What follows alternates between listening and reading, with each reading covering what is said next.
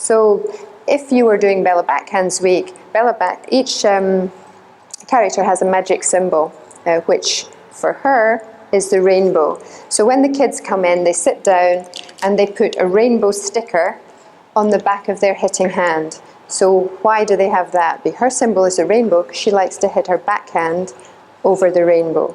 So it's very kind of subtle, simple learnings for little kids. Then you go into telling the kids a little bit about Bella's background so they get a little bit engaged in the character. And then you go into Bella's warm-up routine to music.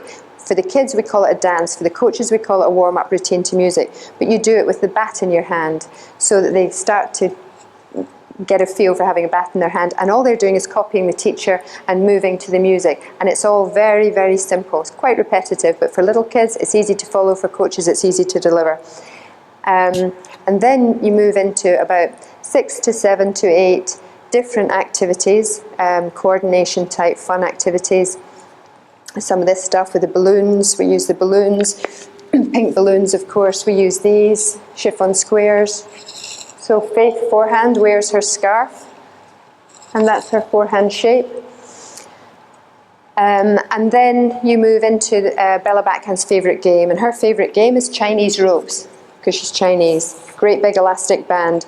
And everything that we do with the kids, they do in 2s or 4s. So with the Chinese ropes, 2 of them hold the ropes around their ankles, and the other 2 are doing the jumping and the rhymes. Everything is on the website, so everything can be downloaded from the website. But what you'll find with all this stuff, or we've found when we've been delivering it, is the kids like to make up their own rhymes and their own little routines. So it brings them together more as a group of friends when they start trying to do things together.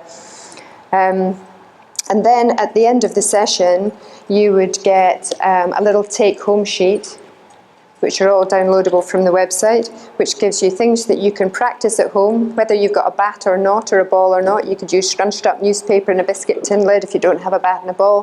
This is one. It's to do with a balloon. There's some little puzzles on the back. There's a link to the website, and there's a link to the app. At the end of a block, you get a certificate that says that you've completed the block. And the equipment that we put together for it, we have a lot of it is pink, not all of it is pink, but we have things like this, the hip mitt. So before they go into working with the bat, they can actually use this. We use this one especially for the volleys and also for working with the balloons to hit up, hit down, hit forehand, hit backhand. Very, very simple. Pink throwdown lines, pink fluff balls, which we call the ice cream that they catch in the cone. So when they do Valentina volley, who comes from Italy and loves ice cream, it's who's got the ice cream, who's got the cone. This is Valentina's favourite game, and you're throwing the ball whichever way, and they have to try to catch it in the cone. Our net is like this,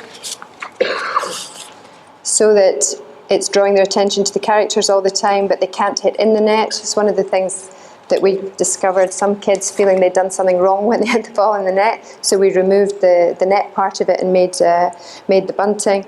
And this is the last thing. This still is a prototype, but I think if any of you work with young kids or big groups of kids, if you work in schools, I think this could be a really useful piece of equipment. It's called a tail ball. The ones that we are getting made for our equipment pack are going to have very glitzy streamers, but this is just a prototype. But if you watch what the ball does after the first bounce, when it bounces the first time, it will bounce with the ball coming down so that you can hit it up. The tails actually don't get in the way. But if the kids miss the ball, it stops and it doesn't roll away, which is absolute genius if you work with loads of children, because one of the worst things is they miss the ball and they run after it and they run into somebody else and you just get absolute carnage.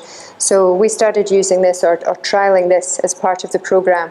And if you're working with 8 kids in a very small space, let's say it's a club room or a squash court, something like that can really help them to have a ball to hit, but doesn't cause you the kind of safety hassle that it might do. So we created the program and we created an app to go with it. Now this should play, I think.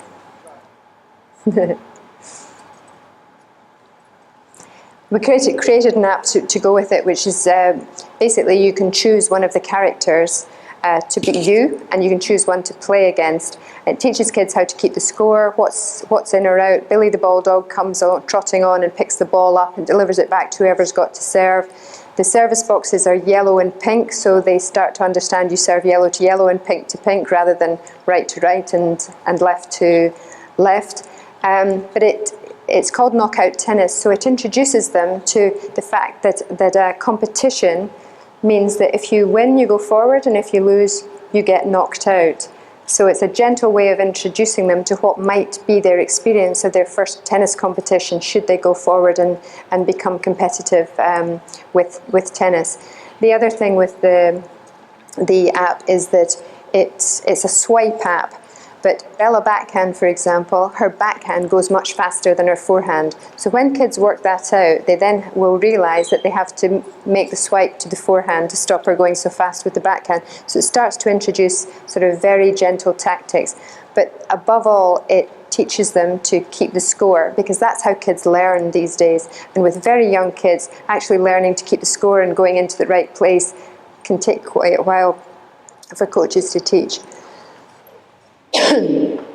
So the website and the app back up the program, and is a nice add-on for coaches, and saves you teaching them how to keep score.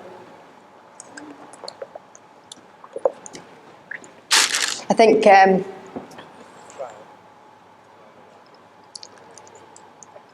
don't think that's going to work.